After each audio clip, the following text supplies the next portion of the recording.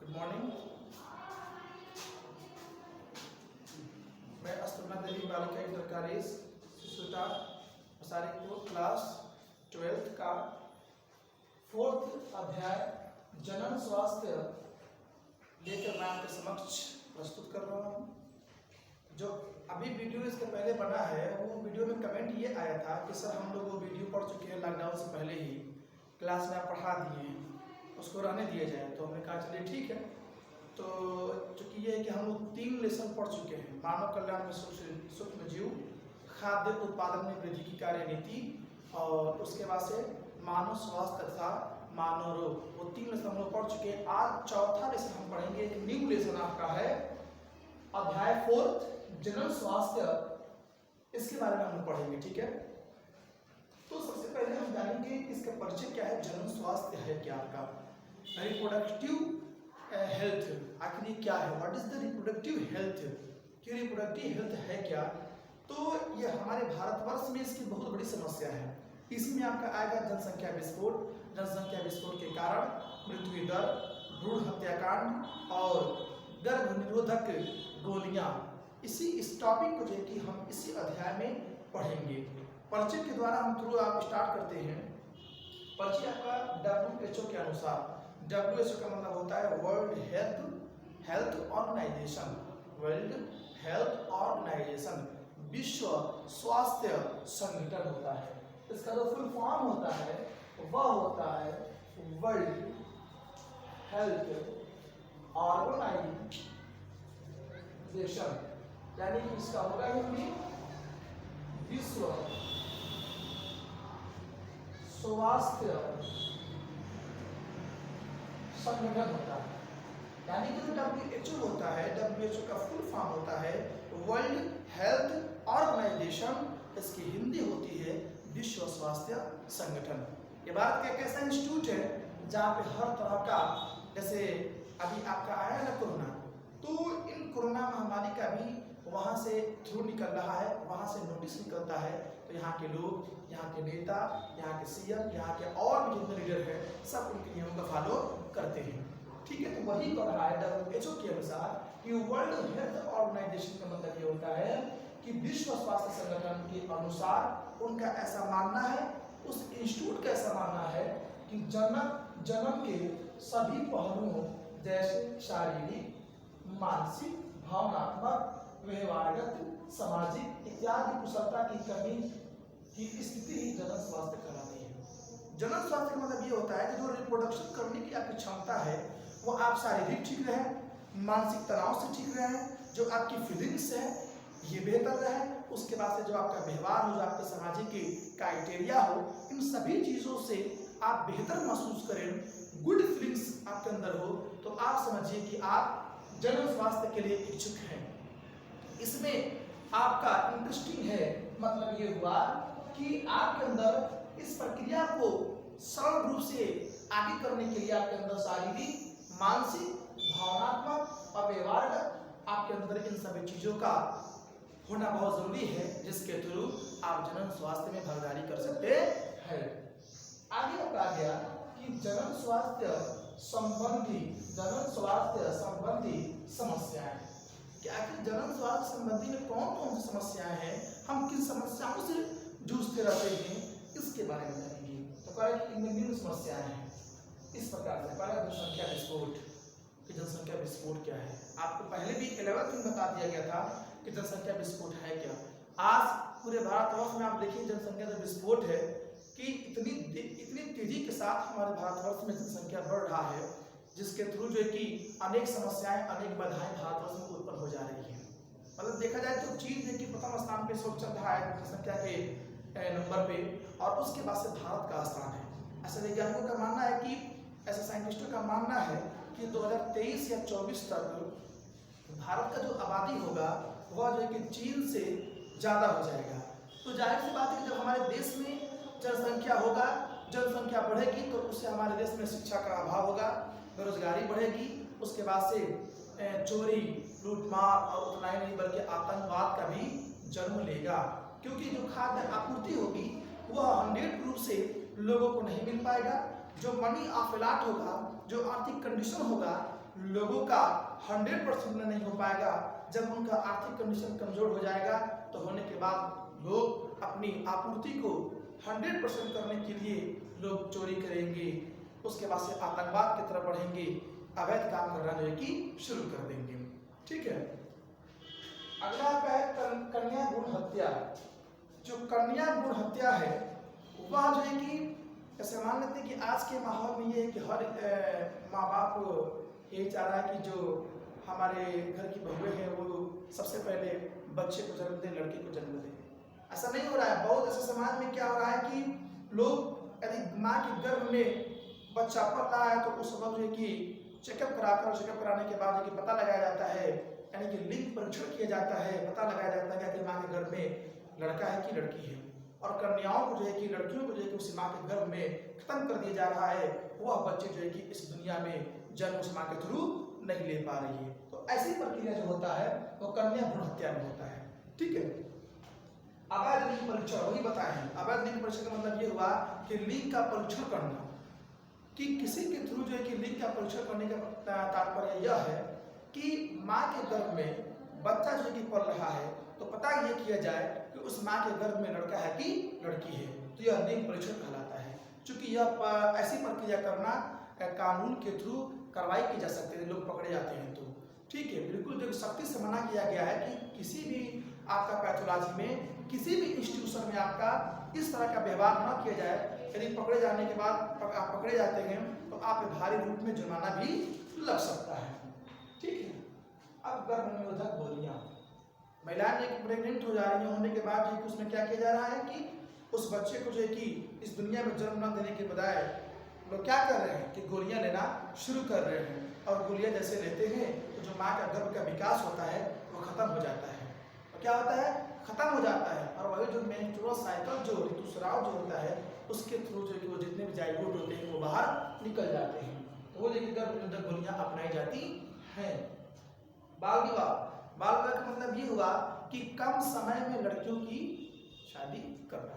ठीक है, आपको मालूम है गर्भधारण काल में कह रहा है कि गर्भधारण काल में माँ को और बच्चे को सही रूप से विटामिन प्रोटीन्स की पूर्ति न मिलना।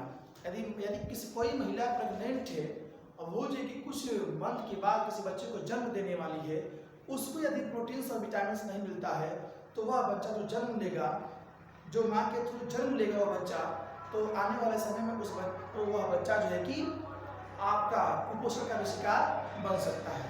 कुपोषण होता क्या है, कुपोषण होता कैसे है, तो न्यूट्रिएंट्स की कमी से होता है, पोषण की कमी से होता है। यानी कि माँ के गर्भ में उस बच्चे का विकास हो रहा है, उस बच्चे का जो है कि पालन पोषण हो रहा है, अभी माँ भी उस बच्चे को जन्म नहीं दी है, तो यदि उसको 100% प्रोटीन और विटामिन नहीं मिलते हैं तो आने वाले समय में जो माँ अपने बच्चे को जन्म देगी वह बच्चा जो है कि कुपोषण का शिकार बन सकता है, जिसमें न्यूट्रिएंट्स की कमी होती है, पोषण और संतुलित आहार की कमी के कारण यह रोग हो जाता है। यह हो गया। और शिक्षा यानी कि नॉन एजुकेशन, यानी कि यदि लोग अशिक्षित है, पढ़े लिखे लोग नहीं है, तो वह जो कि कम समय में अपने बच्चों की शादी कर देते हैं, अपने बच्चों की शादी कर देंगे और कर देने के बाद जो है कि वह अपने जनरल स्वास्थ्य पर कमांड नहीं कर पाते हैं और जनसंख्या वृद्धि करना शुरू कर देते हैं, जिससे आने वाले समय में भूखमरी, बेरोजगारी और अशिक्षा रोग होते चले जाते हैं। तो कहने का मतलब ये हुआ कि इन सभी चीजों को दूर करने के लिए सबसे बेहतर अच्छा सुझाव जो होता है वह होता है शिक्षित होना, पढ़ना, एजुकेशन ग्रहण करना। यदि आप ऐसी प्रक्रिया करते हैं तो इन सब चीजों से आप दूर रहेंगे। यौन अपराध उत्पीड़न, इसका मतलब यह हो कि आज देख ही रहे हैं आप कि बिल्कुल ये कि जो समय चल रहा है, जो वक्त चल रहा है, जो माहौल चल रहा है, इसमें जो है कि मासूम बच्चियों के साथ, पढ़ी लिखी बच्चियों के साथ जो है कि बलात्कार वगैरह वगैरह की प्रक्रिया होनी शुरू हो चुकी है और होती चली आ रही है। तो इन सब चीज़ों को जो है कि यौन अपराध में रखा जाता है। अगला हेडिंग आपका है जनन एवं बाल स्वास्थ्य देखभाल। ये क्या होता है भाई, इसके बारे में जानेंगे। कि पहला इसमें है शिशु एवं माँ की स्वास्थ्य का देखभाल करना। यदि कोई महिला प्रेग्नेंट है, उसके गर्भ में बच्चा का पालन पोषण हो रहा है, तो यह फर्ज बनता है, यह आपकी रिस्पॉन्सिबिलिटी है कि सबसे पहले उसका देखभाल करें, उनको समय समय के अनुसार पोषण दें, विटामिन दें, प्रोटीन दें, जिसकी वजह से उस माँ के गर्भ में उस बच्चे का भी अच्छे से पालन पोषण हो सके। ठीक है। शिशु मृत्यु दर यानी कि इसमें मृत्यु दर की कमी वृद्धि दोनों हो सकता है। उसके बाद जनसंख्या नियंत्रण करें कि जनसंख्या नियंत्रण पर ध्यान देना। यदि आप शिक्षित हैं, शिक्षावान हैं, आपके अंदर एजुकेशन की फीलिंग्स है, आप अच्छे पढ़े लिखे लोग हैं, तो क्या होगा कि आप जनसंख्या पर नियंत्रण कर सकते हैं। आप समझ सकते हैं कि जितना हम जनसंख्या बढ़ाएंगे तो बढ़ाने के बाद यदि हमारा इनकम कम है तो हम सही रूप से 100 रूप से अपनी पूर्ति को नहीं कर पाएंगे। जब नहीं कर पाएंगे तो वही जो है कि क्या होगा कि अनेक तरह की बाधाएं आएंगी, अनेक तरह का जो है कि जो खुशी होगी वो आपकी फैमिली में नहीं रहेगी। ठीक है। इसलिए कहा गया था कि हमारे दो ये नारे लेके बहुत पहले लगा दिया गया था। तो कहने का मतलब ये है कि जितनी छोटा फैमिली रहेगा, जितना स्मॉलेस्ट फैमिली रहेगी, उसमें उतनी खुशियां रहेंगी, कम पैसे में भी आप सुखमय की जिंदगी प्राप्त कर सकते हैं। गर्भवती स्त्री की देखभाल यानी कि कोई महिला यदि गर्भवती है तो उसका देखभाल सही से करना चाहिए, उसको समय के अनुसार न्यूट्रिएंट्स की मात्रा देनी चाहिए, जिससे किसी भी तरह का उसको दिक्कत न हो। टीकाकरण और बच्चे को ये कि जब बच्चे माँ के थ्रू जन्म ले लेते हैं तो जन्म लेने के बाद उनको चाहिए कि समय के अनुसार उन्हें हम जो है कि टीकाकरण करवाते रहें, टीका लगवाते रहें। अब आया कि जनसंख्या विस्फोट का अर्थ। ये क्या होता है? किसी स्थान विशेष पर, भौगोलिक स्थान पर निश्चित समय में निवास करने वाले मनुष्यों की संख्या उस स्थान की जनसंख्या कहलाती है। सिंपल भाषा में, किसी निश्चित स्थान पर, किसी निश्चित स्थान पर निवास करने वाले मनुष्यों की संख्या ही जनसंख्या कहलाती है। क्या कर रहा है भाई? जनसंख्या का अर्थ क्या होता है? तो जनसंख्या का अर्थ ये होता है कि किसी निश्चित स्थान पर मनुष्यों की निवास करने वाली जो संख्या होती है वह जो है कि जनसंख्या कहलाती है। एक बार और, किसी निश्चित समय में अर्थात उस स्थान पर निवास करने वाले मनुष्यों की जो संख्या होगी वह जो है कि जनसंख्या कहलाएगी। जैसे गांव हो गया तो गांव में भी एक निश्चित संख्या रह रही है, कस्बा हो गया, कस्बे में एक निश्चित संख्या निवास कर रहा है, शहर और राज्य और देश हो गया। तो इन सभी जगहों पे जो लोग निवास करते हैं, रह के अपनी जिंदगी बसर करते हैं, अपनी जिंदगी को जो जीते हैं, तो एक लोगों का एक यूनिटी होती है, एक समुदाय होता है, और उस समुदाय में लोग रहकर अपनी जिंदगी को बसर करते हैं। तो जो इस तरह का जो समुदाय होता है, जो लोगों की संख्या होती है, वह लोगों की संख्या जनसंख्या कहलाती है। आगे बढ़ेंगे जनसंख्या अध्ययन का महत्व, कि जनसंख्या अध्ययन का महत्व कैसे करेंगे। हमें चाहिए कि हम गांव में जाकर, हम कस्बों में जाकर, शहर में जाकर जो लोग पढ़े लिखे लोग नहीं हैं उनके पास जाएं, उनसे मिलें, उनसे इनके बारे में बताएं और उनको जागरूक करें। ठीक है। अगला आपका पॉइंट है भारत में जनसंख्या। भारत में जो जनसंख्या है इस पर बहुत ही विचार करने की जरूरत है, इसलिए कि देखा जाए तो भारत में जो जनसंख्या है इतनी तेजी के साथ बढ़ रहा है कि जिसकी वजह से लोगों के अंदर बेरोजगारी, उसके बाद जो है कि आतंकवाद भी बढ़ जा रहा है, उसके बाद जो है कि लोगों के अंदर भुखमरी हो जा रही है, लोग अपना आर्थिक कंडीशन जो है कि सही रूप से नहीं चला पा रहे हैं। जितने हम कम रहेंगे, जो हमारी फैमिली का जो संख्या होगा, जो नंबर होगा, जितने हम कम रहेंगे, यदि हमारा मनी जो अलॉट ऑफ है यदि वो कम भी है तो उसके थ्रू हम अपनी जिंदगी को खुशी के साथ व्यस्त जी सकते हैं। यदि हमारी फैमिली बहुत लार्जेस्ट है, बहुत बड़ी है, इनकम हमारा कम है, इनकम जो कि सही रूप से नहीं है, तो हम पूरे लोगों का जो पूर्ति है उसको सही से नहीं कर पाएंगे, जिससे उस फैमिली में कलह की जिंदगी गुजरेगी। अर्थात उस फैमिली को अच्छे से गुजारने के लिए आपके अंदर आर्थिक कंडीशन आपका सही होना चाहिए, आपके अंदर जो इकोनॉमिकल कंडीशन है वो बेहतर होना चाहिए, जिससे सुचारू रूप से अपनी जिंदगी को खुशी खुशी आप गुजार सकें। जनसंख्या विस्फोट के कारण, तो जनसंख्या विस्फोट के कारण निम्न है। पहला, कम उम्र में शादी कर देना, दूसरा बेरोजगारी, और तीसरा आवास की कमी। एक के बारे में जानेंगे। जब जनसंख्या बढ़ेगी तो जाहिर सी बात है कि क्षेत्रफल कम हो जाएगा। अगर क्षेत्रफल कम हो जाएगा तो लोग सही रूप से 100 रूप से निवास 100 रूप से नहीं ले पाएंगे, अर्थात घर को नहीं ले पाएंगे, घर को नहीं बना पाएंगे, जिसकी वजह से लोग जो है कि अपनी जिंदगी सही से नहीं चला पाएंगे। दूसरा टॉपिक आपका था कि अशिक्षा।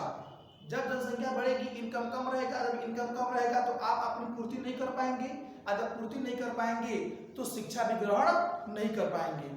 जब शिक्षा आप नहीं ग्रहण करेंगे तो आपका अंदर जो विवेक का जो डेवलपमेंट है, जो आपकी बुद्धि विचार का जो डेवलपमेंट है, अच्छे माहौल में जीने का जो तरीका है, वो सही से आप नहीं पा सकेंगे।